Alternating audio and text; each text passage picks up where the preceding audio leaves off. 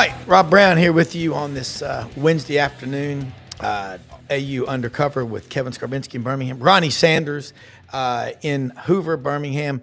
Doug Deans to join us here in just a few minutes. All right, what a finish to the basketball season. I'll just throw it out there. If you're an Auburn fan, you're in pretty elite company now. When you talk about the Final Four, which one? Who'd have thought we'd ever be saying that when we had the old blanket, the tarp in the end zone at Memorial Coliseum? Mr. Gorbachev, tear down that blanket. Now you got football, spring practice, good quarterback competition going. So we'll start off with, I think, everybody's thoughts on the finish to the basketball season. And there's so much to talk about. Let's go. Ronnie, you want to go first? Well, I think it obviously great season for Auburn. Disappointing end, obviously. You got to think, if Auburn gets there to the championship game, then you probably got a pretty good chance to win. But at the end of the day, I mean, look, second Final Four in school history, and Bruce Pearl's done something that nobody thought he could ever do at Auburn. Yeah. And so I think overall, pretty good year. Two Final Fours since 2019. Yeah. And I'm not sure that anybody ever thought Auburn was going to go to a Final Four when you look back over the past, before Bruce got there. So, yeah, to be the only SEC program that's been to two Final Fours in the last 10 years, that's pretty impressive. And particularly, as you said, Ronnie, when Auburn had never been to a Final Four, it really seemed, with rare exceptions, like a bit of a pipe dream that they would ever get there. And now to have done it twice in the last 6 seasons, the last 6 tournaments, is pretty remarkable. And there will always be some what if about what happened against Florida in the semifinals. What if Walter Clayton doesn't have the game of his life and scores a career-high 34? What if Johni Broome is 100% healthy? He clearly wasn't, and he definitely got gassed in that second half as Florida smartly rotated those 4 big men they have. They just kept leaning on him and pounding on him and eventually wore him down, and not enough other players stepped up. Tahad Pettiford didn't have his best game. They needed more from him offensively, especially Chad Baker-Mazara had a really nice game, but they just didn't get enough help elsewhere. And look, I think Florida showed that they were the deeper team. Now, you can ask some questions, should Bruce Pearl have used a timeout or two earlier to give his team a rest, and particularly to give Johni Broome a bit of a blow because they were rotating all of those bigs on him on defense. Maybe that would have helped, maybe not. I don't know what you could have done significantly different strategically to make a difference when Clayton was making the shots that he was making. And he didn't make those shots in the championship game against Houston. And there's not a lot you could have done differently, I don't think, but there's always going to be that thought in the back of your mind. You were so close. And I think you're right, Ronnie. If Auburn gets by Florida, and that was a 1-point game at the final media timeout, I think they would have had an excellent chance to beat Houston. We know they could beat Houston because they already did it earlier in the year. Yeah. In Houston. Yeah. So that will be one of those things I think that kind of just nags at Auburn fans and probably at Bruce Pearl and those players that they were so close.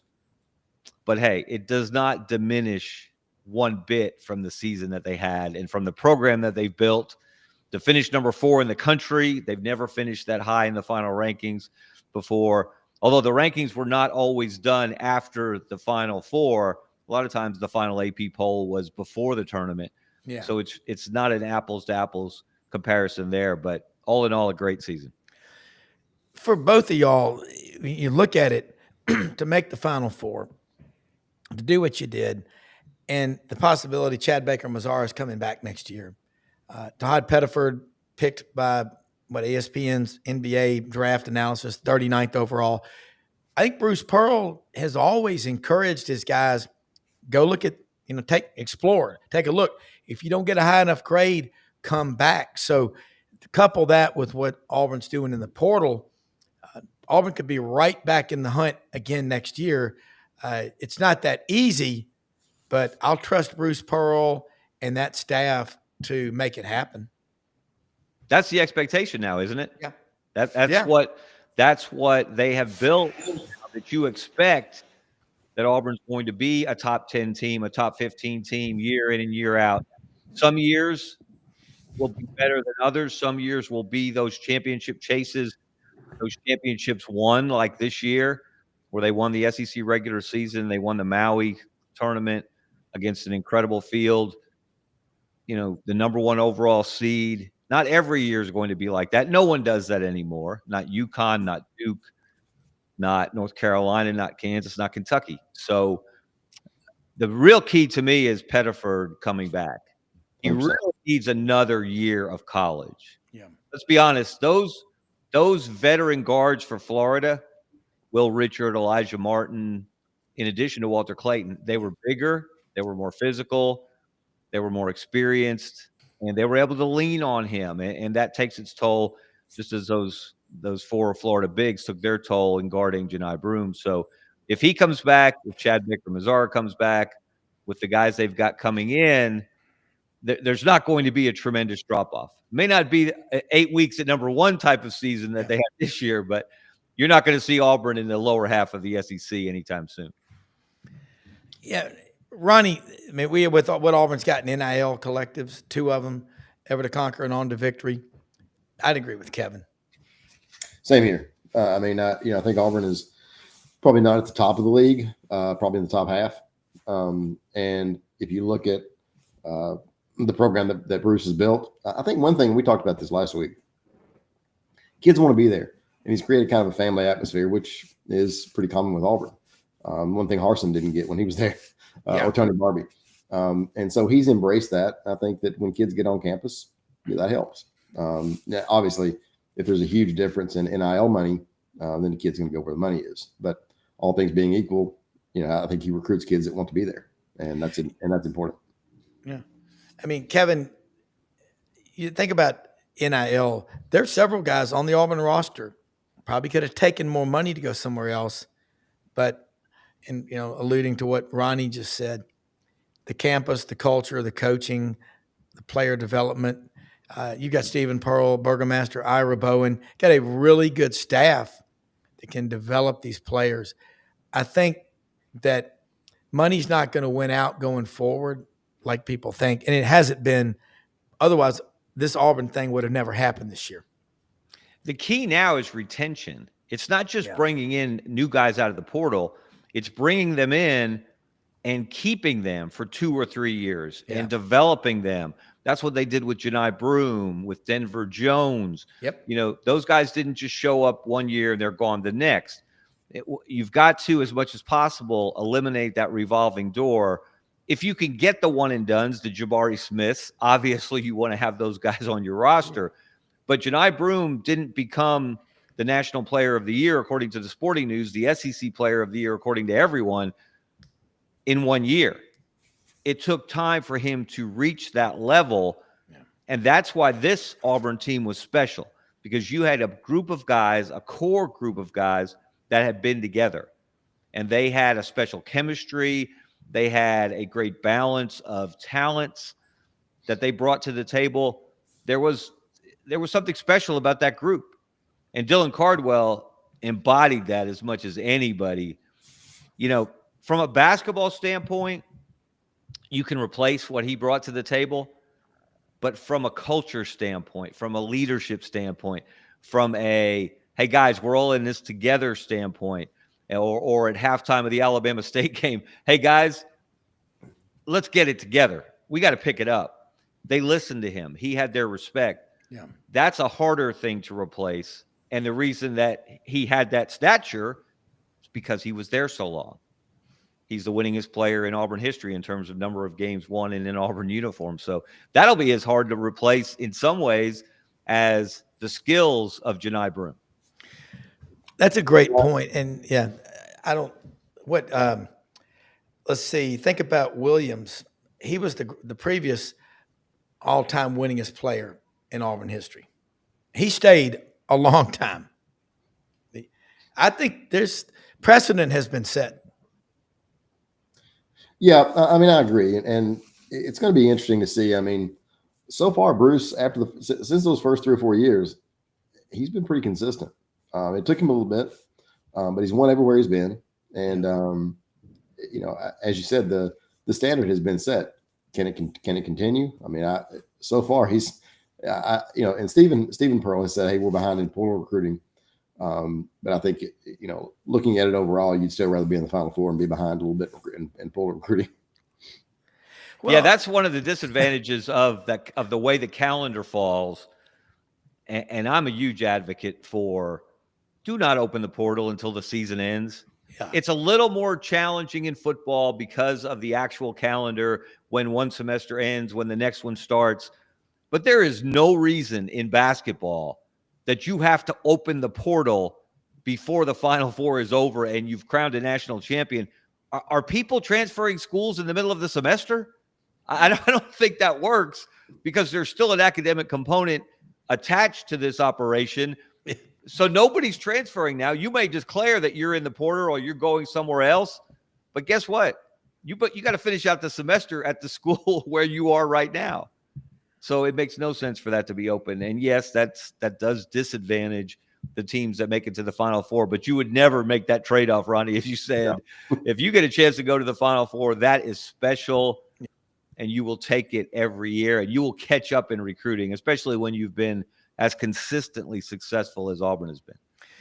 Yeah, I would like to see, in the case of the portal not going on when you're in the Final Four, same thing happened the Major League Baseball draft.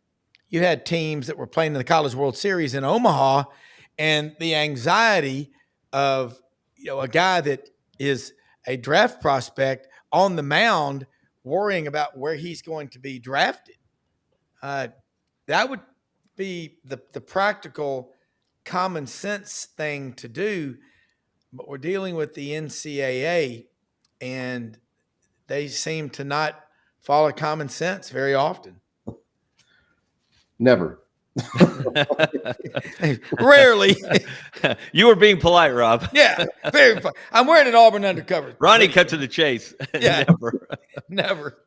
And you know what's interesting, guys, along those lines, so many basketball players were being encouraged by their agents, their families, to go ahead and make your portal decision, choose your next school, get those NIL deals done, because Judge Wilkin was potentially going to rule this past Monday on the 3 cases that were pulled together, led by the House case. Yeah. And at that point, once she signs off on that, then you are subject to this new clearinghouse that is going to evaluate NIL deals, whether they are or are not allegedly market value. Well, she didn't sign off on it. She had some issues, particularly with roster limits and some athletes losing their scholarships as a result of roster limits. So it's not done yet. So that rush to sign NIL deals and go elsewhere in the portal proved to be unfounded and unnecessary.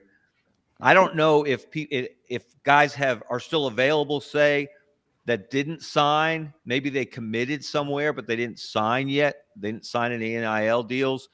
And if they might be able to change their minds now, I have a feeling, for example, new coaches like Bucky McMillan at Texas A&M, who went from Samford to College Station, if he might be trying to mine that area of the portal. Hey, guys, did these guys sign a deal? If not, we know A&M is flush when it comes to NIL money. No question. I can't get that image of Bucky McMillan there. Well, and he's got to get it all down. Got to get all that down. But man, what a hire that is. God, that's another story.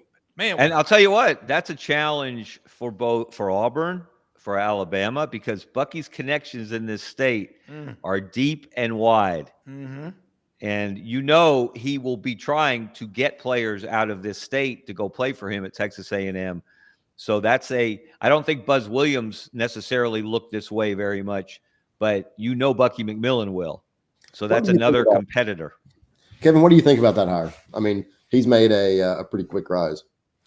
He has, and I think it's a brilliant hire. I've been a Bucky McMillan fan for a long time.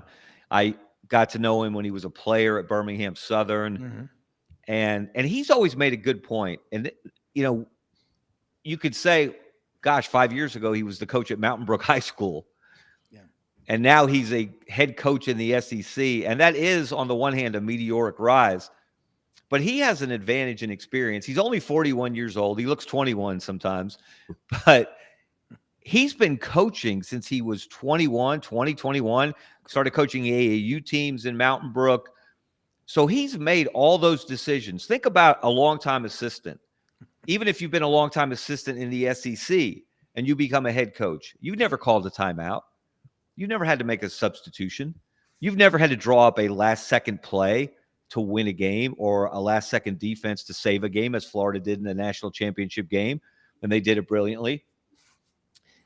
But Bucky's been making those decisions since he was, again, 20 years.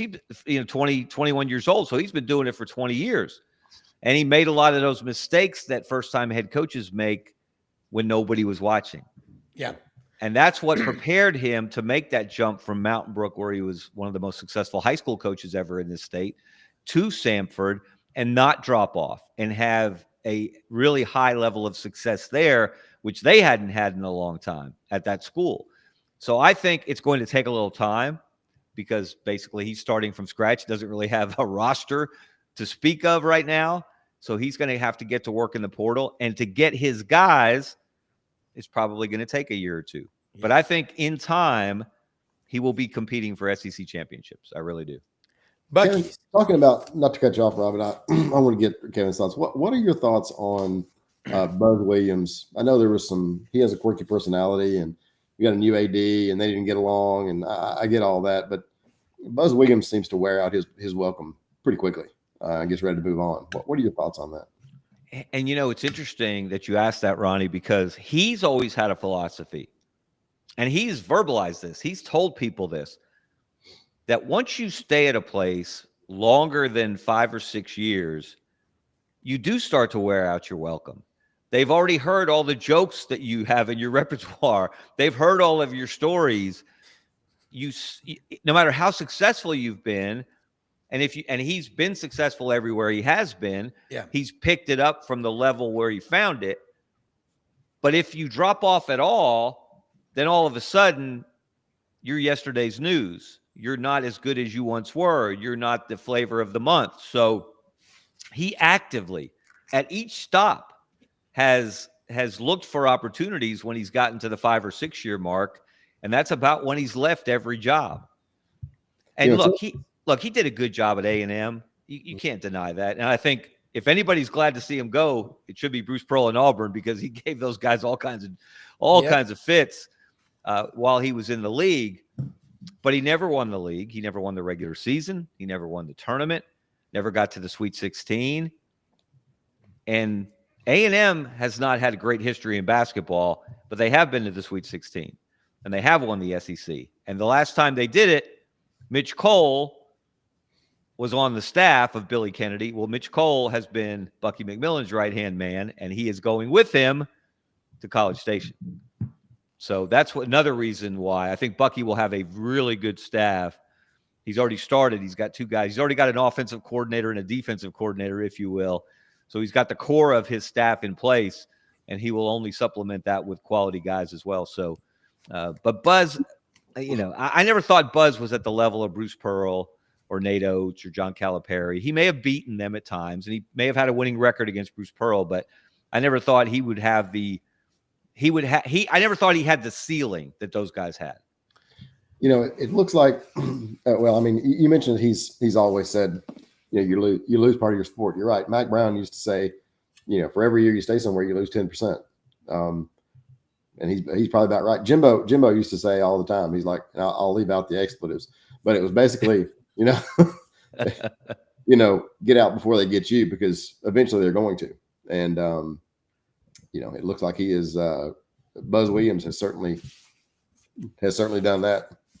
Yeah. And it's not a bad philosophy as a career, as an overarching career philosophy to keep your eyes open, at least to see what's available once you get to that 5 or 6 year mark.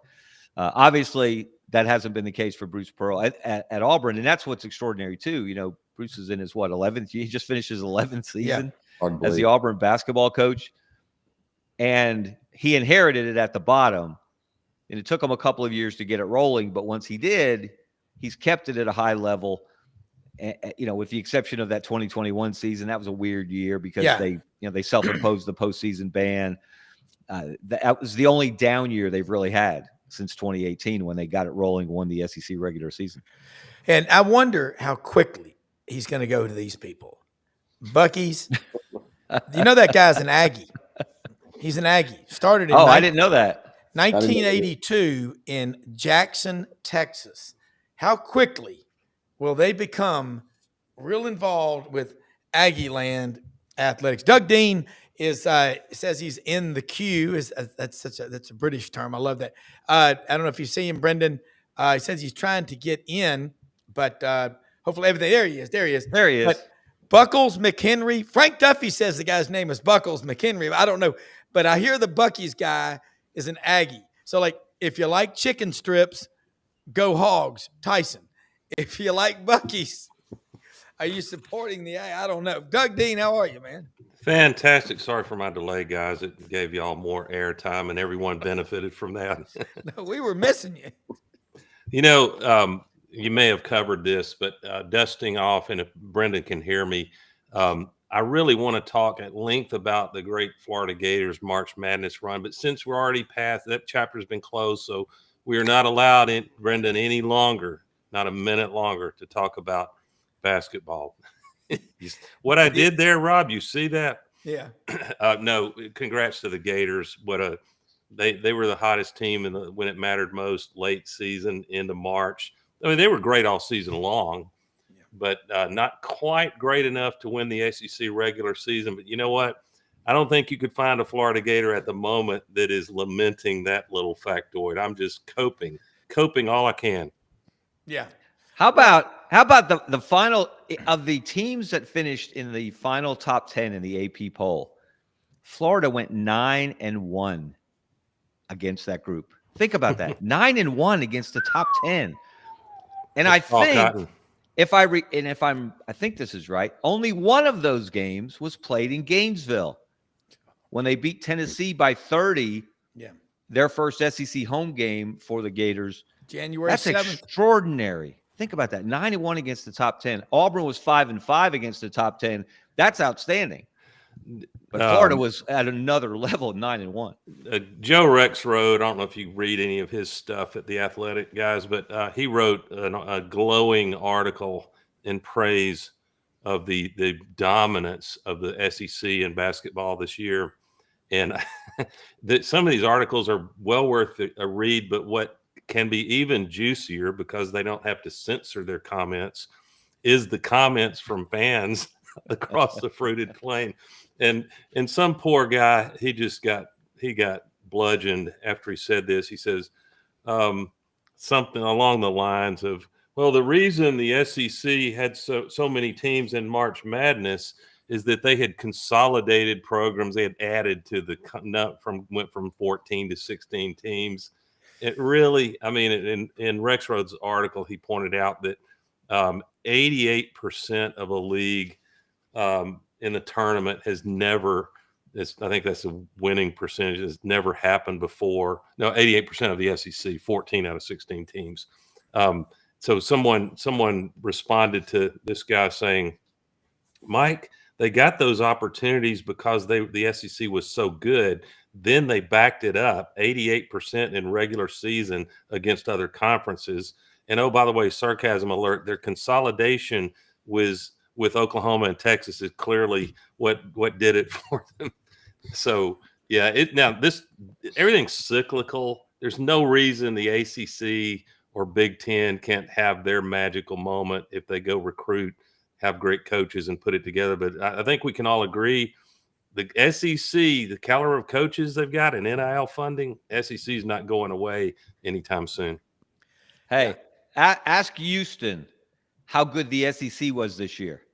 The Cougars lost 5 games the entire season.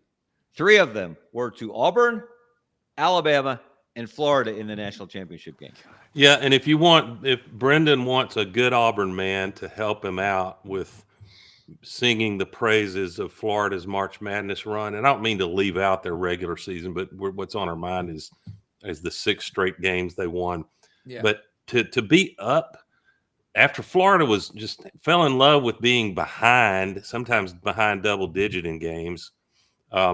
They got behind 12 in the second period to a really, really salty Houston defensive team and found a way to overcome that. That's a team that won't quit.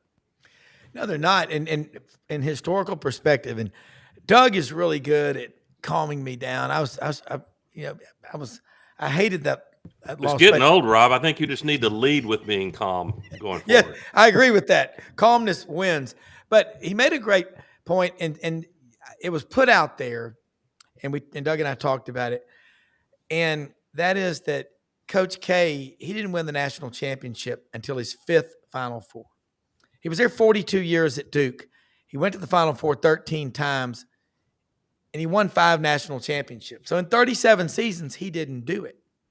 So again, that elite company Auburn's in, when you can now say, like Arkansas and LSU and Kentucky and Florida, the Final Four. Oh, Doug, which one? Now that's the story. To be able to say, if you're an Auburn person, and the time will come, I think, where Nate Oates will get back to the Final Four, and there are others. Yeah. But to be able to, in a snarky tone, when someone asks you, you remember that Final Four Auburn was it? And you could say, which one? Which are you talking about?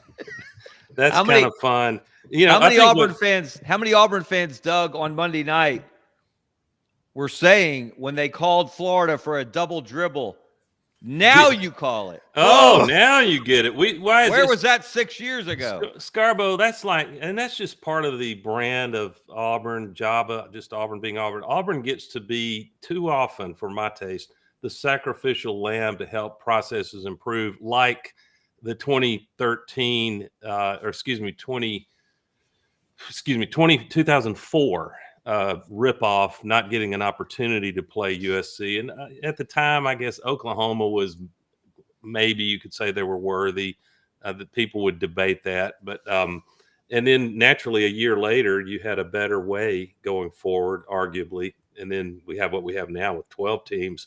But, I think the hardest thing for most Auburn people, the ones that are sensible and rational and cool down, say, are you kidding me? The year I start complaining about winning a championship regular season, which is a big body of work. That's not a one-game elimination SEC or March Madness tournament, even though March Madness gets the accolades for emotional reasons, and I don't want to besmirch that.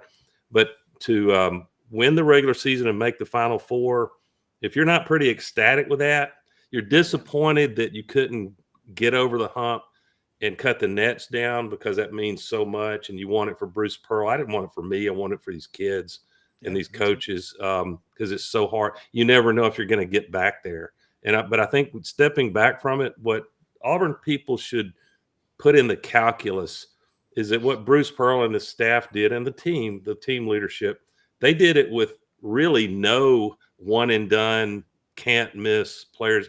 Pettiford may become that. By the way, Ja'Kai Howard in the portal today. Love his physical talent. I was not surprised at that departure. But point being, Bruce got a lot out of overlooked, largely unheralded, but very well developed talent, especially in a guy like Broom and Denver Jones and a couple others. It wasn't that nice to see. If you think about it, Auburn, Florida fit the same mold. Yeah. They had a bunch of mid-major transfers that formed their core, guys who came and stayed for 2 or 3 years and developed individually, developed as a team.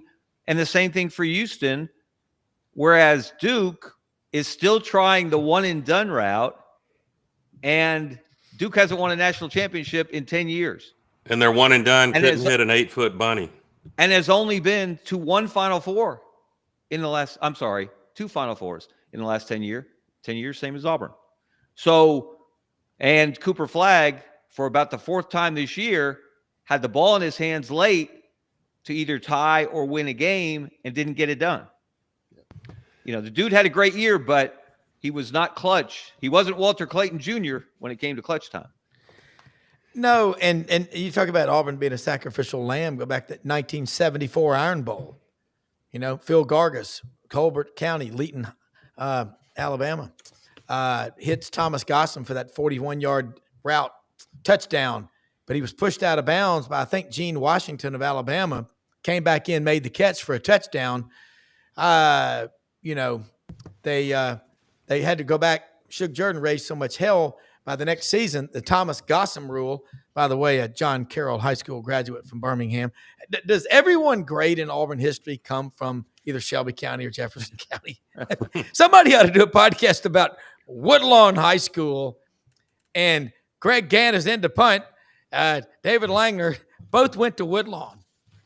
I mean, how were those reunions? But Doug, I like that sacrifice, and I think Southern Cal would disagree that Oklahoma deserved to be there because they beat them 56-24. Yeah, with 55 they to 19. they didn't have the championship. with the rear view. I don't know if that Auburn team could have beaten USC. I can tell you this: Al Borges looked me in the eye and guaranteed me we would have beaten them. Now, if I'm Al Borges, I'd do the same thing. You can't prove it at this point.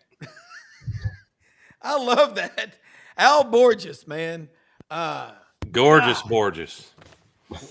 What a yeah, that's, you know, the 2004, that's why everything that precipitated going to the playoff. You know? Mike Slive, I talked to Mike Slive about this on multiple occasions, and that really opened his eyes to the need for a playoff.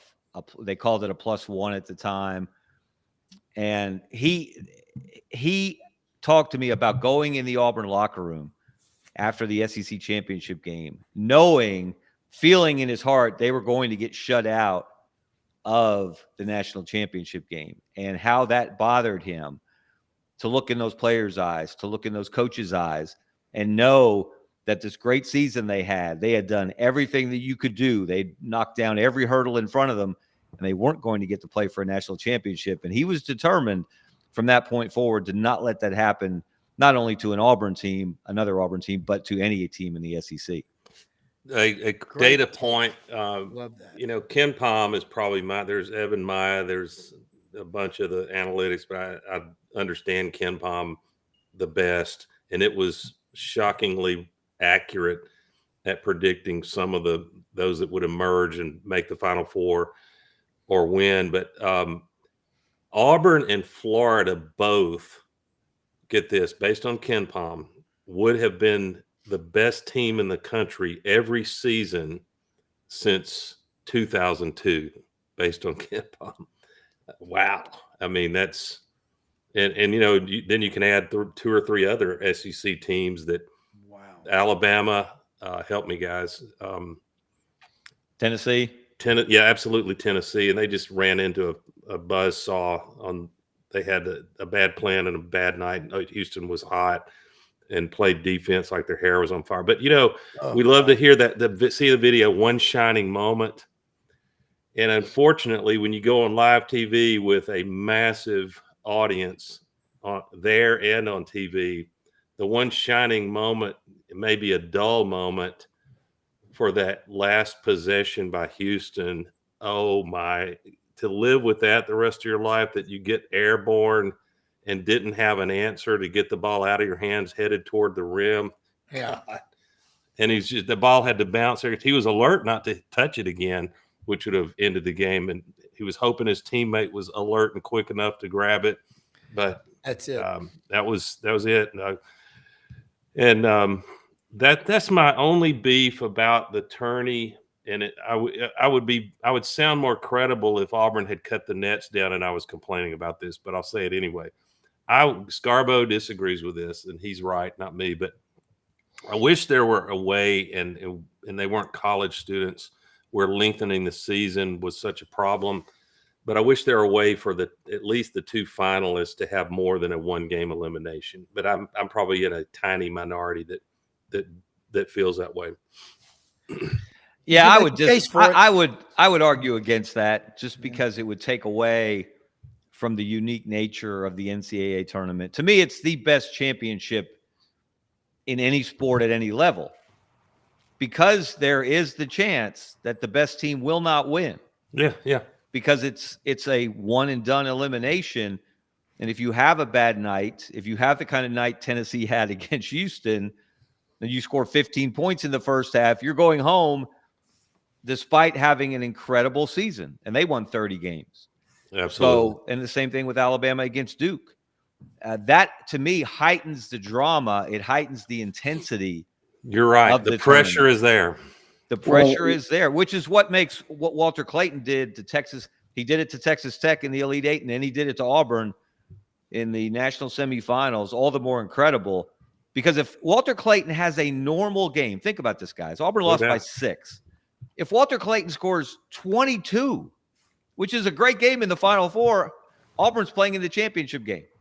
Yeah. Yeah, and Auburn holds Alex Condon, I think, to 1 point in that game. Mm-hmm. And if you tell anyone that before the game and you don't tell them Clayton goes off for 34, then you're feeling pretty good about Auburn's chances to advance. But that's the nature of a game like that. And, hey, I think if anyone, I'm not going to take it too far claiming to my Gator friends that Auburn is right there with roughly 1A and 1B. And the reason is Auburn had a chance in their own house to beat Florida and got waxed. Yeah. And Auburn had a chance to right that ship. Came close, but it's not hand grenades or horseshoes. Well, and Ronnie, I go back to Bill Walton against Memphis in 73, 21 of 22 without the dunk. Kemba Walker, you talked about this, Kevin, the other day. That was an incredible game. But Ronnie, looking at that, you could make a case, but you're right. The finality, I don't know if there's anything, maybe a sudden death playoff in the Pro Bowlers Tour could be as exciting. Ronnie?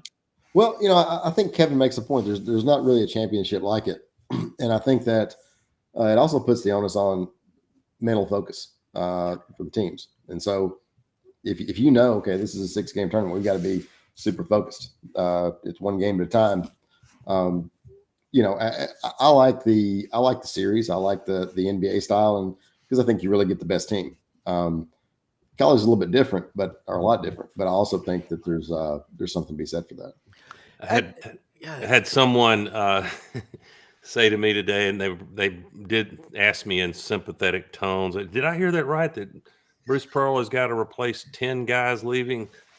And I said, you just described basically the circumstance of the vast majority of college basketball programs. Correct. It's you enjoy these players 1 year because it's going to be very unusual.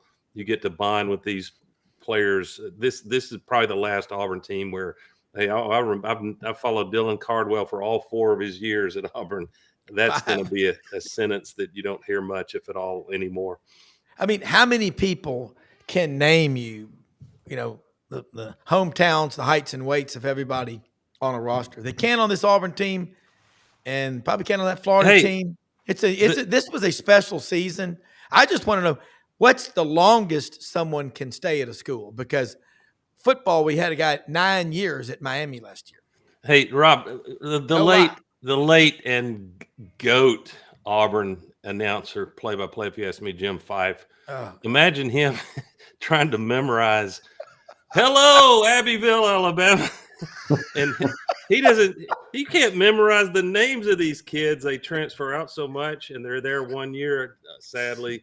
And he's got to memorize their hometown. He'd have to have a cheat sheet or a Ronnie Sanders in his ear telling him who that was that just dunked. Hey, hello, Darfur, Sudan, Mamadou Njai. I mean, that would be, how about in football? You need a spreadsheet up there. You need the crawl going under the screen. Speaking of football, if that's allowed on here, did y'all talk any football, spring Not ball? yet. We were waiting for you. Well, listen, if any school is the poster child for QB controversy spring and summer, it's got to be Auburn. Now, last year we probably should have been There should have been more competition for Peyton Thorne. But guys, and I know Ron has heard this, coming out of Lee County is Deuce Knight looks better than we thought he would as a true freshman. He has not thrown a single interception. I realize they're wearing those orange vests, no contact. And Arnold, who had his share of interceptions at Oklahoma last year, has thrown a few interceptions. I think I'm going to read close to 0 into that, but it may shape up to remind us of Florida. They start the veteran transfer QB, and then they have a freshman phenom come along later on and make you ask, why didn't we play him sooner? So keep an eye on Deuce Knight. It's a good problem to have. Well, Doug, I think you're right. And I think the other thing is, talking to some coaches the last few weeks, Jackson Arnold, super talented player. But just talking to some of the guys in Oklahoma, they feel like they upgraded. And I'm not sure if it's because he just didn't fit the system. That they made a coordinator change in Oklahoma. Maybe the coaching situation wasn't just right. I'm not sure what happened, but they feel like they upgraded the quarterback. I can finish your thought. I'm sorry. No, and I think, look, Auburn's in a situation where you've got a terrific transfer quarterback, at least on paper, and then you've got a terrific freshman coming in. So Auburn's in a better situation right now, I think, than they have been in quite a while at quarterback. I'm going to go out on a limb, but I think it's a pretty sturdy one that can handle my substantial weight. And there is no way Hugh Freeze is going to send Deuce Knight out as a true freshman on a Friday night at Baylor as the opening game. And Auburn should be better than Baylor, but these opening road games at quality programs can be tricky. But again, the good problem to have is Deuce is not declaring that he expects that he's won the job and should start. He understands that it might be in your interest to see a couple of games from the sideline early. And like Sark brought along Arch Manning, what's the rush? Get him playing time if you're in a game where you get a big enough lead. But I don't think the controversy is who's going to start at Baylor. I think it's the question, can Arnold master this and perform well enough without constant errors that Auburn can have a winning season with him this year. But as the season progresses, if that picture looks different, and it can look different two ways, Deuce Knight is that good and begins to master enough of the system, because he can pull the ball down and run, and that's what their eyes are popping over. But also, does Arnold excel, or does he sort of get mired in some mistakes and mediocrity? And I don't have the answer to any of those quite yet. I want to segue to Kevin on that one.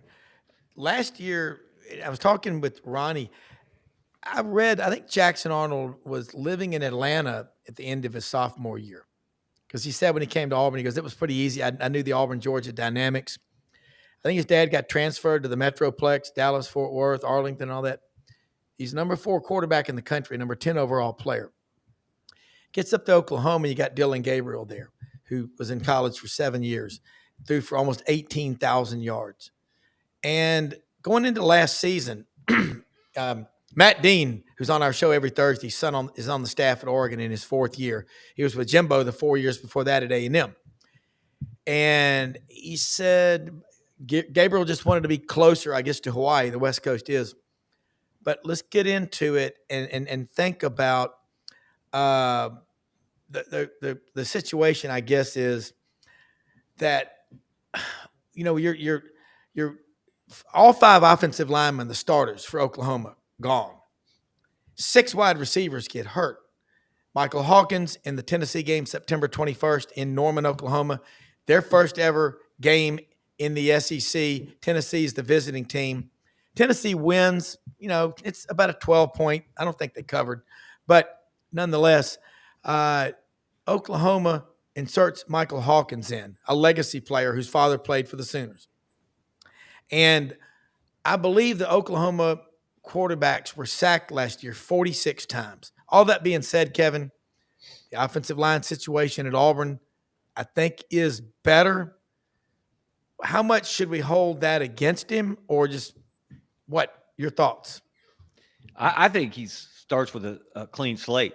I think anything that happened to him in the past is irrelevant. Okay.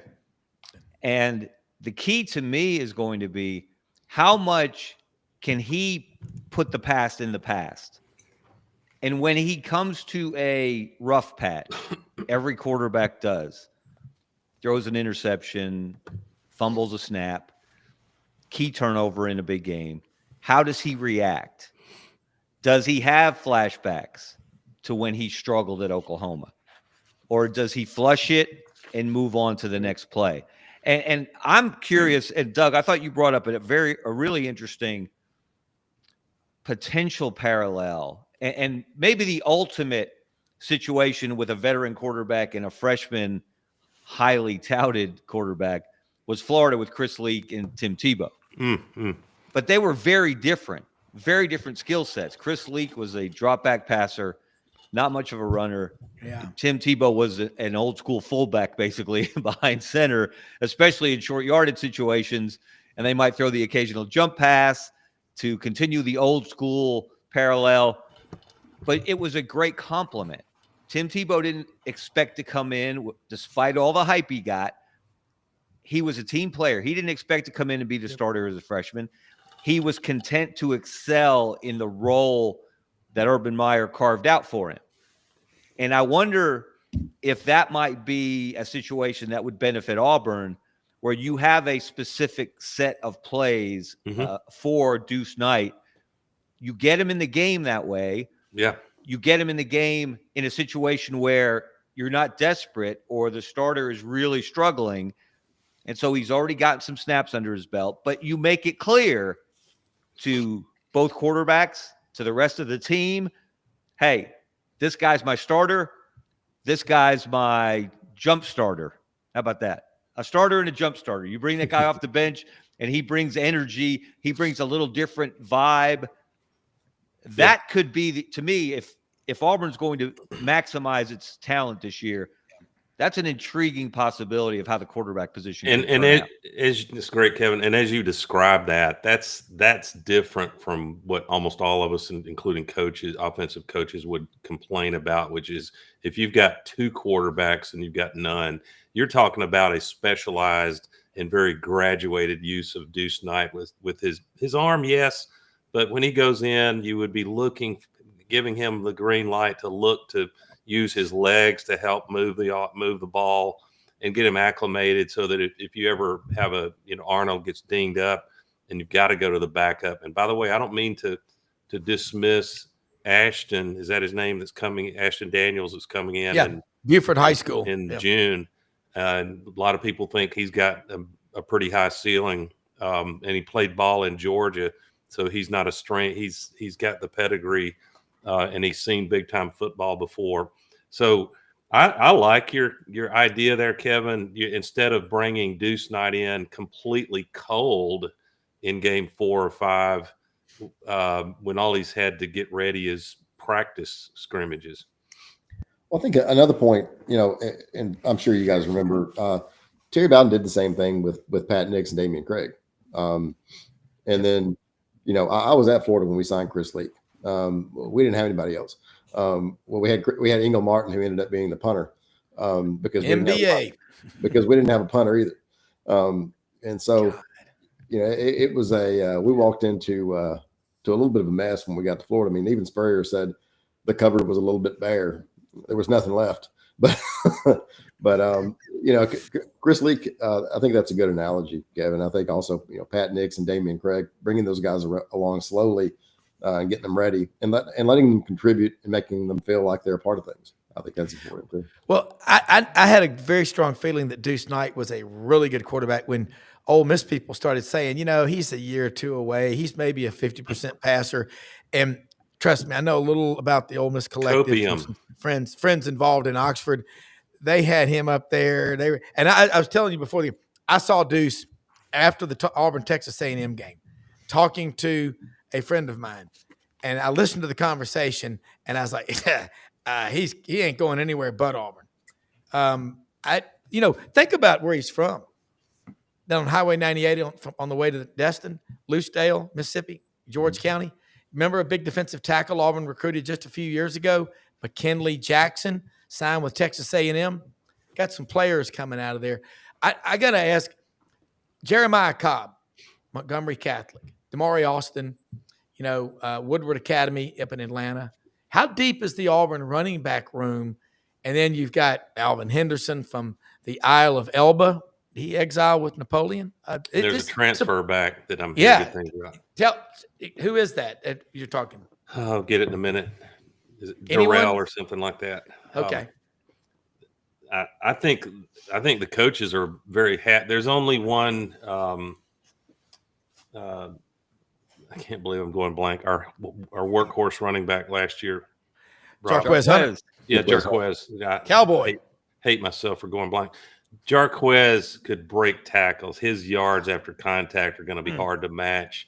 But I think by committee, you're going to see Austin, if he's healthy, be the starter, I would think. But you're going to see a lot of Cobb and a lot of possibly the freshmen. And then I hear very good things about the transfer they brought. So it's a deep backfield. But I know Ron has study the wide receiver room, and it's going to be it looks like it's going to be an embarrassment of riches at the wideout position at Auburn this year. If they can, if these quarterbacks can just get them the ball in space, you're going to see guys getting open. And it's good luck to the team that wants to double cover Cam Coleman or double the Georgia Tech transfer. And I could go on, Malcolm Simmons. Singleton. Sam Turner, the incoming freshman, is really turning heads.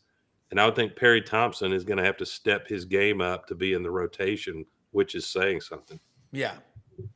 No, I would agree 100%. I mean, the question is, are the quarterbacks mature enough? Are they developed enough to get the ball to them? And so, Cam Coleman and some of these guys, they're coming into their second year.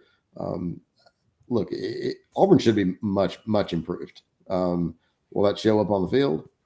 I guess we're about to find out. But offensively, you would have to think that they would be better than four straight losing seasons for Auburn. That's pretty hard to do.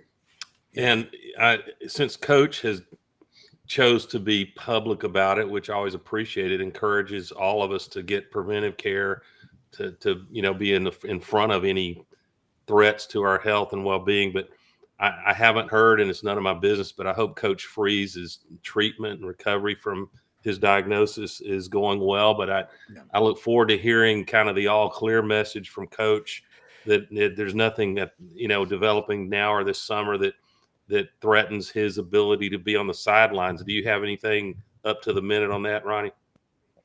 Well, he has said, from everything I'm told, he's doing pretty well. Kevin may have another update, but from everything I understand, he feels pretty good about the treatment.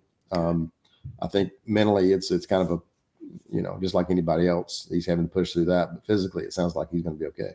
Yeah. He told Chris Lowe from ESPN. Chris made a trip through the state this week, and you told him he's decided they're going to monitor it. They're going to continue with his current course of therapy, but he's not going to have surgery. They're going to revisit it after the season, and hopefully that will be the best course for him. And guys, listen, I can speak to this from personal experience. I had prostate cancer, and I read some of the things that you said. When you hear the C word and they're pointing at you, that will shock you to attention in a hurry. Yeah. Now, in my case, I went ahead and it was right after, because this is how we live our lives and build our calendars, right around sports. Right after football media days one year, I had surgery and everything went well. That was almost 4 years ago. Wow. And everything's good to go right now. So that's the best thing. And I applaud you, Freeze, on a very personal level for being open and honest about this, because his platform can reach so many people. And I've been involved with the Mike Slive Foundation. Mike was a friend, and Anna Slive Harwood, his daughter, runs the foundation. They're honoring Bruce Pearl at their big fundraiser in September here in Birmingham. And what the work they do is extraordinary, and I'm glad to do my part to help them any way I can. But when someone like you, Freeze, tells his story, Yeah. that gets people's attention. And I tell people all the time, just get tested. Yeah. It's treatable. It may not be preventable right now, but it's treatable if you catch it early enough. So when you get to be 40 or 50, just get a PSA test. It's a simple blood test. That's how I first was made aware that something wasn't right. And then they can do additional tests and confirm it. And that's what they did for me. And I'm sure that's what they're doing with you. They're monitoring it on a regular basis. So yeah, all the best to him. Hopefully this is the right course of action and he can coach unbothered by that and focus on this football season. Well, Kevin, I agree with you 100%. I think Freeze deserves a lot of credit for coming out publicly and talking about it. And I've always, I was raised watching Ronald Reagan as president when he came out and said, hey, I've got Alzheimer's, and making the public aware of what's going on. I think people in those positions can really make a difference in people's lives. Yeah, and back in '94, I remember when that announcement came out. And then, you're right. Y'all, Birmingham, one of the great medical cities, not just in America, but globally. I mean, check the tags of people that come to Birmingham. And Doug, and all of y'all know that. And also it would have led to a lot of speculation and rumor and innuendo. You address things when you make full disclosure. That's the best policy. That's just my personal opinion. And let me say this, it's not easy to do. Yeah. I was really hesitant. I didn't tell anybody outside a very small circle of family and friends when I was diagnosed. And eventually it was Anna Slive Harwood. She had written a letter to friends of the Mike Slive Foundation for Prostate Cancer Research. And there was something in it that just struck a nerve in me. And I thought, Mike was a friend of mine. I really got to know him well towards the end of his life.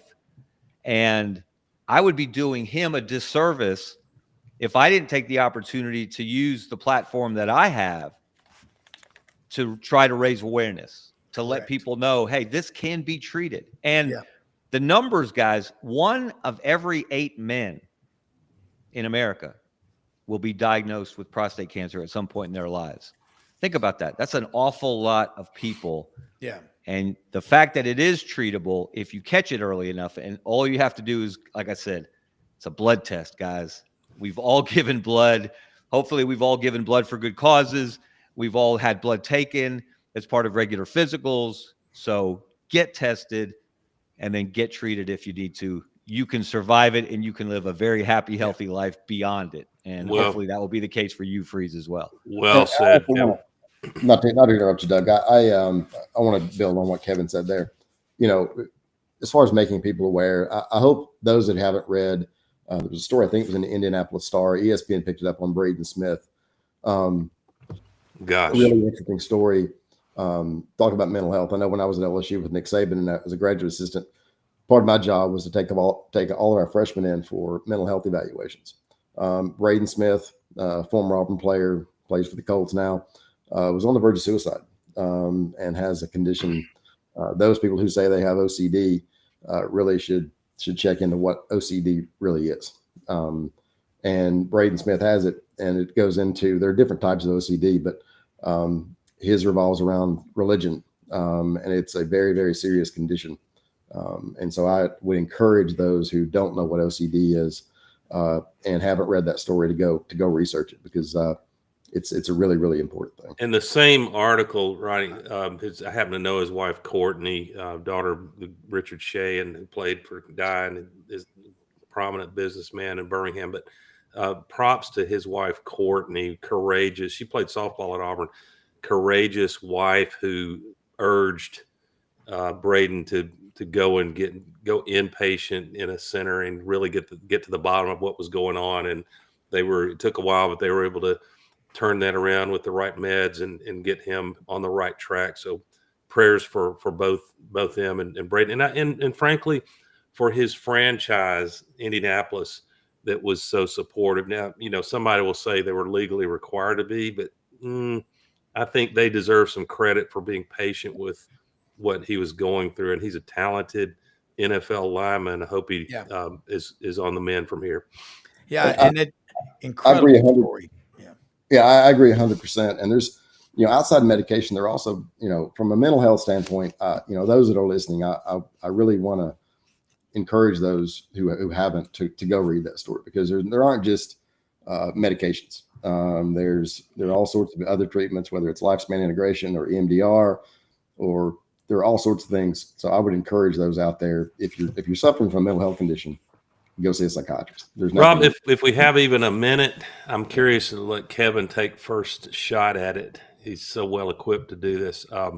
If you're any of the, if you took a consensus opinion of the 16 SEC head football coaches, which top 2 or 3 teams coming back kind of scare you? Like, this is the standard, we've got to shoot it. And my question may sound silly to a Georgia or Alabama fan, because they were so dominant for so long, but arguably there's some signs of wobbling that has to be. I'm sure those programs are working hard to correct it, but Kirby lost no small amount of key talent. He's, I'm sure, reloaded, but we'll wait and see about Coach DeBoer in his second year. But what are the 3 or 4 teams that look to you like they're best equipped on all fronts, Kevin, to really have? And I guess the magical year now is something like 10 wins regular season. Your early take on that, Kevin?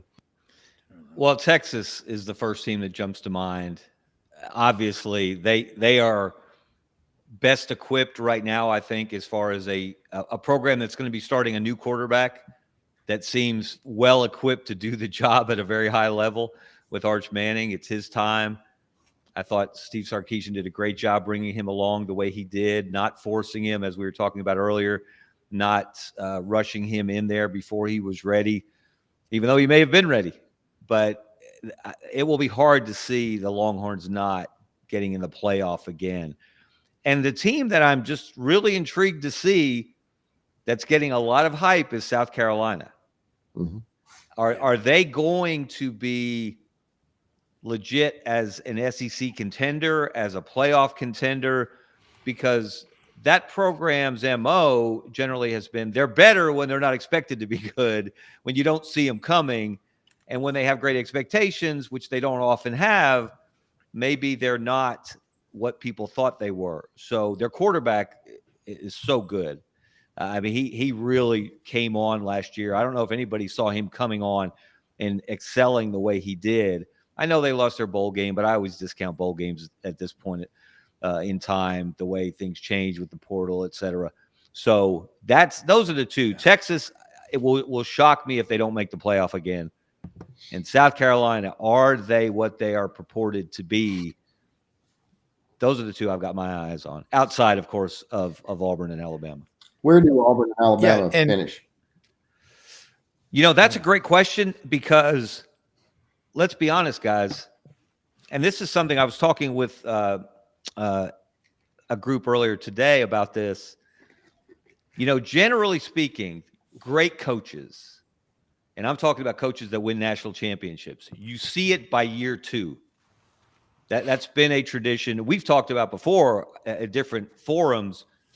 Go back to Pat Dye. By year 2, either in year 1 or year 2, every Auburn coach up until Brian Harsin had done something special in his first or second year. And that ended with Harsin. And we know that Hugh Freeze inherited a mess. And so he wasn't able to have one of those special years in year 1 or year 2. You could argue that he started farther behind than anybody that preceded him. 3 is the new 2. That might be a debate. So 3 may be the new 2. Yeah. But for Kalen DeBoer at Alabama, I think this is a really important season. People are debating, which is it more important for? Who's on the hotter seat? Is it Hugh Freeze or is it Kalen DeBoer? And obviously, Kalen's in year 2, but Freeze is in year 3. And Auburn just has been so down, as Ronnie said. You don't expect to see Auburn mucking around as long as it has. I mean, 3 straight years, they haven't even been ranked for a single week in the AP poll. That's extraordinary. That shouldn't happen at Auburn, and it rarely has. So the expectations are great there.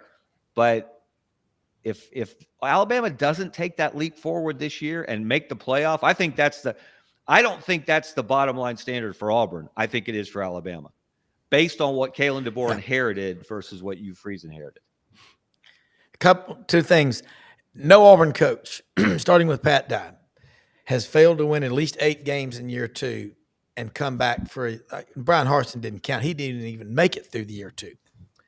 And no Auburn coach has ever survived losing to Ole Miss in Oxford to come back the next year. And Auburn is some interesting stats. Prior, 2020 and 2021, Auburn loses to South Carolina, both games in Columbia. Prior to that, Auburn hadn't lost to them since 1933. When Auburn is losing to South Carolina and losing back-to-back, which had never happened to Ole Miss, you're in the midst of the worst 4-year cycle since the post-World War II era. My dad was at Auburn in 1950 as a freshman. Wofford beat Auburn. They went 0-10. Earl Brown was the football coach. He was fired. Shook Jordan came in. They got things rolling. I think it's always darkest before dawn. Doug's right. 2's the new 3, and you're not going to see the hook on coaches like you used to with that $21.5 million house, settlement. So we got to wrap up. I see the producer playing, Doc Severinsen playing the music in the background. Here's a parting shot for you guys. Auburn football finished in the bottom 4 of the SEC. Auburn basketball just finished in the Final 4 of the country. So there's a lot of room to grow for Auburn. We are a basket. Thank you, Bruce Pearl. You made us a basketball school. Well, awesome show today, man. And then you talk about Mike's Lives Legacy, about prostate cancer awareness with his daughter, but also the basketball legacy that he. We got to talk about the house settlement next show, guys. Hey, next week, let's make a point. Let's talk about the Auburn line of